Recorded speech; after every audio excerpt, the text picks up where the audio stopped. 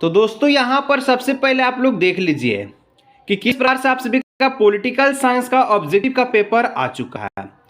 तो यदि दोस्तों आप लोग झारखंड बोर्ड क्लास 12 के विद्यार्थी हैं और कल आप सभी जो है 2 बजे पॉलिटिकल साइंस का पेपर देने जा रहे हैं, तो दोस्तों आज का ये वीडियो झारखंड के सभी दोस्तों के साथ शेयर कर लीजिएगा, क्योंकि आज की इस वीडियो में हम लोग जो है 16 फरवरी को पॉलिटिकल साइंस का जो पेपर होगा यानी कि कल, उसका दोस्तों हम लोग जो 30 MCQ क्वेश्चंस को आज की इस वीडियो में हम लोग सोल्व करेंगे और यही क्वेश्चन दोस्तों आपके कल के पेपर में देखने को मिलेगा।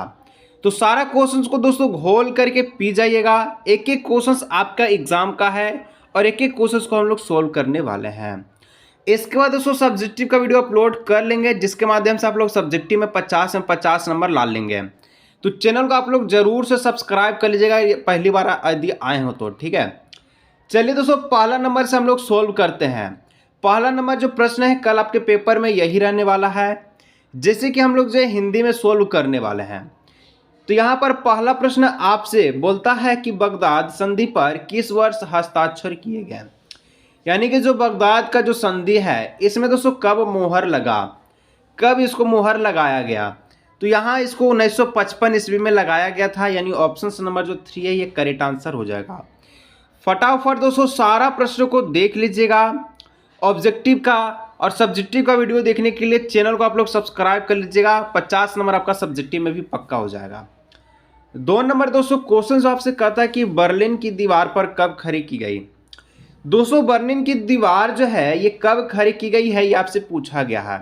तो बर्लिन की दीवार ये 1961 ईस्वी में खड़ी किया गया था, यानी ऑप्शन नंबर जो 4 है ये करेक्ट आंसर इसका हो जाएगा।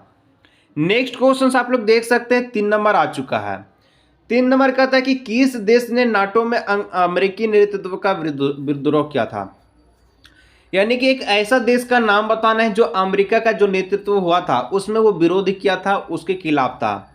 तो दोस्तों यहाँ पर जो फ्रांस जो देश है ये नाटो में अमेरिका का विरोध किया था, यानी ऑप्शन नंबर 1 हो जाएगा। फटाफट से दोस्तों सारा प्रश्न को देख लीजिएगा, कल यही प्रश्न आपके एग्जाम में देखने को मिलेगा। 4 नंबर जो क्वेश्चन है कि पहला गुट निरपेक्ष सम्मेलन में कितने देश भाग लिए गए थे।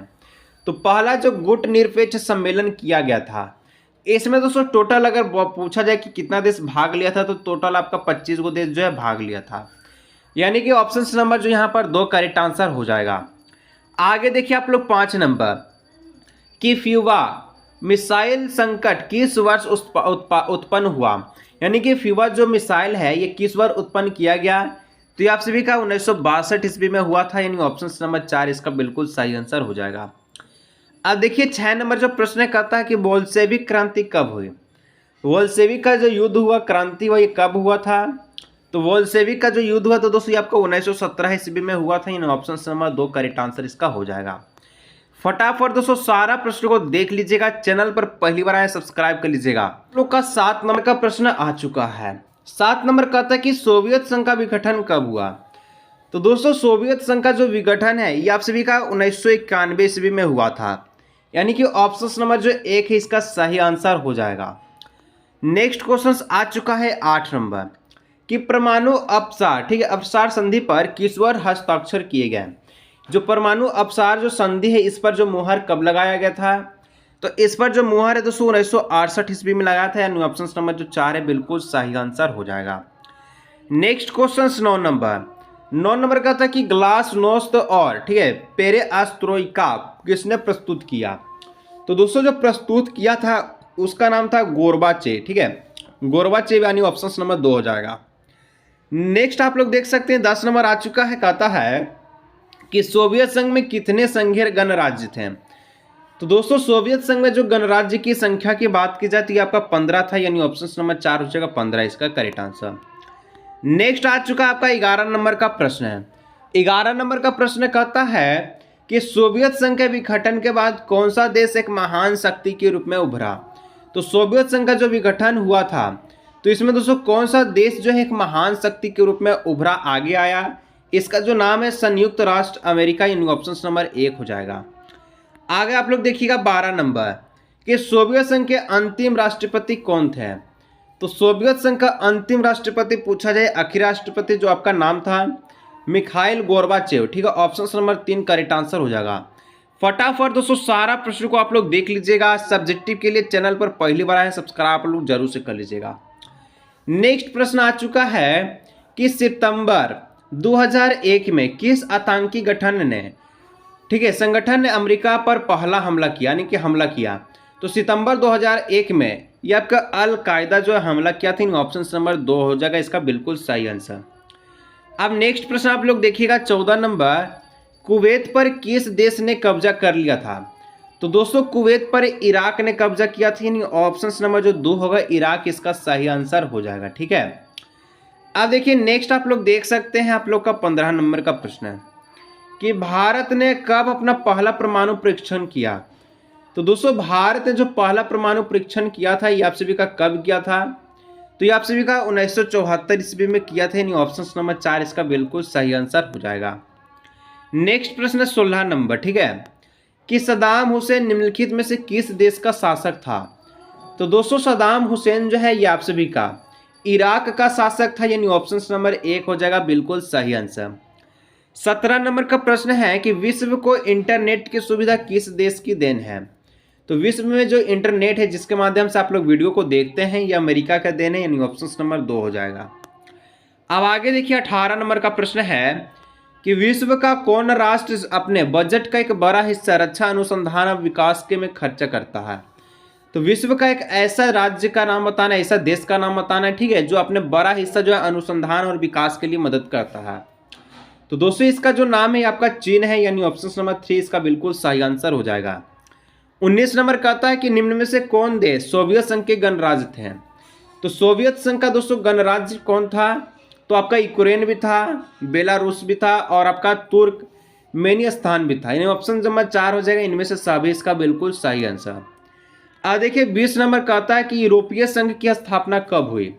तो दोस्तों यूरोपीय संघ का जो स्थापना ये 1992 ईस्वी में हुआ था, ऑप्शन नंबर 3 बिल्कुल सही आंसर हो जाएगा। अब आगे का प्रश्न आ चुका है 21 नंबर, कि निम्नलिखित में से कौन आसियान का सदस्य है? तो दोस्तों आसियान का सदस्य यहाँ पर आपसे पूछा तो इंडोनेशिया जो आसियान का सदस्य है, भारत, चीन और पाकिस्तान नहीं है। ठीक है, 22 नंबर का था कि संवादित चीन का उदय कब हुआ? तो संवादित चीन का जो उदय है दोस्तों आपका 22 का, ये आपका क्या हो जाएगा 1949 में हुआ था, इन ऑप्शन नंबर जो कहाँ दिख रहा है 3 नंबर में, तो 3 इसका बिल्कुल सही आंसर हो जाएगा। दोस्तों सब्जेक्टिव का वीडियो कुछ देर के अंदर आपको मिल जाएगा, तो चैनल को आप लोग सब्सक्राइब जरूर से कर लीजिएगा। आसियान की स्थापना कब हुई? तो दोस्तों आसियान का जो स्थापना है ये आप सभी का 1967 ईस्वी में हुआ था, ऑप्शन नंबर जो 2 है करेक्ट आंसर हो जाएगा। अब देखिए 24 नंबर कहता है कि भारत ने पूरब की ओर देखी नीति कब अपनाया? तो पूरब की ओर देखी नीति जो भारत है ये आपका 1991 ईस्वी में अपनाया थी, ऑप्शन नंबर 1 इसका बिल्कुल सही आंसर हो जाएगा। अब आगे देखिए 25 नंबर आपका कहता है कि भारत का पहला उप प्रधानमंत्री कौन था? तो भारत का पहला उप प्रधानमंत्री दोस्तों सरदार वल्लभ भाई पटेल, यानी ऑप्शन नंबर 2 हो जाएगा। नेक्स्ट प्रश्न आ चुका है 26 नंबर, स्वतंत्रता के बाद भारतीय राष्ट्र में भारतीय संघ में शामिल होने वाले अंतिम देशी रियासत कौन थी? तो जब भारत स्वतंत्र हुआ था तो दोस्तों यहाँ पर अंतिम देशी रियासत कौन था ये पूछा है। इसका जो नाम है ये आप सभी का हो जाएगा बीकानेर, यानी ऑप्शन नंबर 2 हो जाएगा। ठीक है, अब आगे देखिएगा आप लोग 27 नंबर, कि राज्य पुनर्गठन आयोग की स्थापना।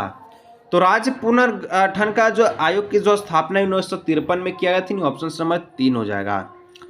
अब देखिएगा 28 नंबर, 1952 से 1967 के बीच भारतीय राजनीतिक में किस पार्टी का वार चौ रहा?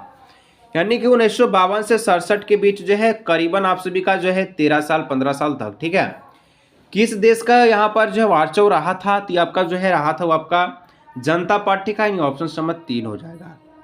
आखिरी, ठीक है, सॉरी यहाँ पर क्या हो जाएगा, यहाँ पर आप सभी का कांग्रेस हो जाएगा, अभी आपका जनता पार्टी चला, भारतीय जनता पार्टी चला। ठीक है, अब 29 नंबर कहता है कि हमारी नियोजन व्यवस्था किस विचारधारा पर आधारित है? तो ये आपका उदारवाद और समानवाद दोनों पर, यानी ऑप्शन नंबर 3 हो जाएगा लोकतांत्रिक समाजवाद। ठीक है, चलिए आखिरी प्रश्न आपका 30 नंबर, योजना आयोग को समाप्त कर ठीक है कौन सा आयोग बना? तो दोस्तों नीति आयोग बना, इन ऑप्शन नंबर 1 हो जाएगा। तो दोस्तों हम लोग 30 MCQ क्वेश्चंस को देख चुके हैं जिसका एग्जाम कल होने वाला है।